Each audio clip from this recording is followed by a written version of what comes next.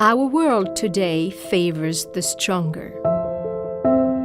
The one who is weaker is gradually pushed to the edge.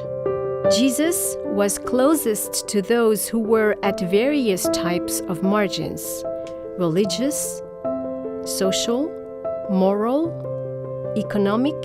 Even today, Jesus is extraordinarily present among people on the margins.